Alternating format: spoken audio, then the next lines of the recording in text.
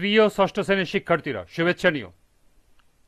আজকে আমি তোমাদের জীবন ও জীবিকা বইয়ের বার্ষিক পরীক্ষার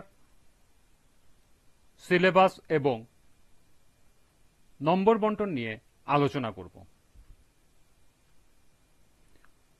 প্রথমে তোমাদের বলবো, যারা আমার চ্যানেলটি সাবস্ক্রাইব করো নাই তারা আমার চ্যানেলটি সাবস্ক্রাইব করবে এবং আমার সাথে থাকবে। তাহলে চলো আমরা ক্লাস শুরু করি। তোমরা ইতিমধ্যে জেনে গেছো তোমাদের বার্ষিক পরীক্ষা হবে। এই বার্ষিক পরীক্ষার সিলেবাস এবং মানবন্টন নিয়েই আজকে আমাদের এই আলোচনা। 2024 শিক্ষাবর্ষের বার্ষিক মূল্যায়নের বিষয়ভিত্তিক নির্দেশনা, বিষয় জীবন ও জীবিকা, শ্রেণী ষষ্ঠ। প্রথমে আমরা দেখব পাঠ্যক্রম বা সিলেবাস। অধ্যায়ের নাম আগামীর স্বপ্ন, পৃষ্ঠা নম্বর 44 থেকে 58 পৃষ্ঠা পর্যন্ত। অধ্যায়ের নাম আর্থিক ভাবনা, পৃষ্ঠা নম্বর 59 থেকে 78 পৃষ্ঠা পর্যন্ত। অধ্যায়ের নাম আমার জীবন আমার লক্ষ্য, পৃষ্ঠা নম্বর 79 থেকে 96 পৃষ্ঠা পর্যন্ত।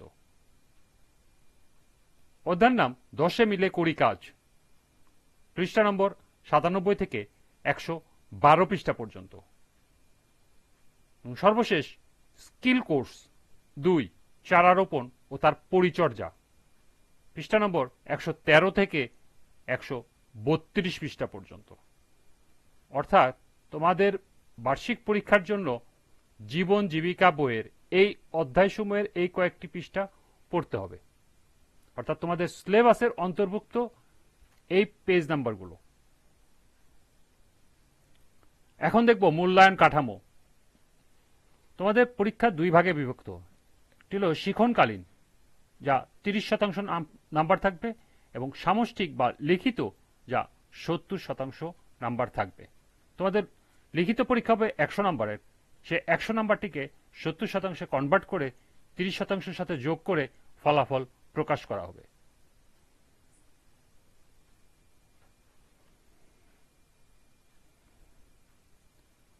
এখন আমরা দেখব শিখনকালীন মূল্যায়নের নম্বর বন্টন এবং প্রশ্নের ধারা। প্রথমে থাকবে অ্যাসাইনমেন্ট বা ব্যবহারিক কাজ। এখানে নমুনা দেওয়া আছে।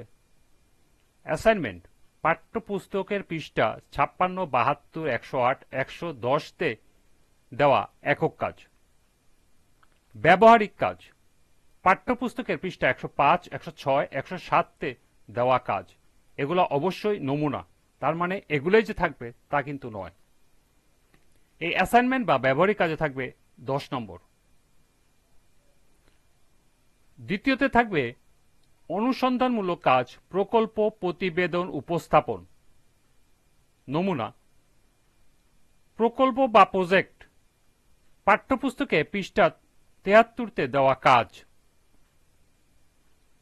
অনুসন্ধানমূলক কাজ পাঠ্যপুস্তকের পৃষ্ঠা 63, 88 তে দেওয়া একক কাজ। প্রতিবেদন উপস্থাপন পৃষ্ঠা 143 তে দেওয়া কাজ। এই অনুসন্ধানমূলক কাজ, প্রকল্প বা প্রতিবেদন উপস্থাপন নিয়ে থাকবে 10 নম্বর। শিখনকালীন মূল্যায়নের সর্বশেষ শ্রেণীর কাজ পাঠ্যপুস্তকে সন্নিবেশিত একক ও দলগত কাজ, ছক পূরণ, বক্স পূরণ, ফ্লোচার্ট অঙ্কন ইত্যাদি। নাম্বার থাকবে 10। এই 30 নম্বরে শিখনকালীন মূল্যায়ন অনুষ্ঠিত হবে।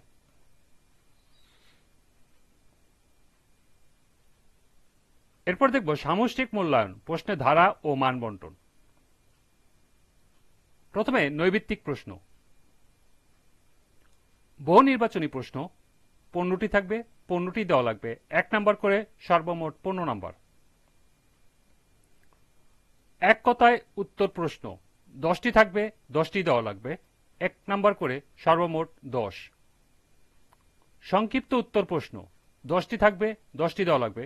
প্রতিটির জন্য 2 নাম্বার করে, সর্বমোট 20। রচনামূলক প্রশ্ন দৃশ্যপটবিহীন 5টি থাকবে, 3টি উত্তর করা লাগবে, এক একটির জন্য 5 নাম্বার করে, সর্বমোট 15। রচনামূলক প্রশ্ন দৃশ্যপট নির্ভর, প্রতিটি দৃশ্যপটের বিপরীতে 2টি অংশ থাকবে। 60টি প্রশ্ন থাকবে, 5টি দেওয়া লাগবে, প্রতিটি প্রশ্নে নাম্বার 4 করে, সর্বমোট 40। এই 100 নম্বরে তোমাদের পরীক্ষা হবে, সময় 3 ঘন্টা। 100 নম্বরের মধ্যে শিক্ষার্থীর প্রাপ্ত নম্বরকে 70% কনভার্ট করা হবে। পরবর্তী ক্লাসে আমরা জীবন জীবিকার নমুনা প্রশ্ন নিয়ে আলোচনা করব। আজকের ক্লাসটি এ পর্যন্তই। সবাইকে আবারও বলছি, যারা আমার চ্যানেলটি সাবস্ক্রাইব করো নাই তারা আমার চ্যানেলটি সাবস্ক্রাইব করবে এবং আমার সাথে থাকবে।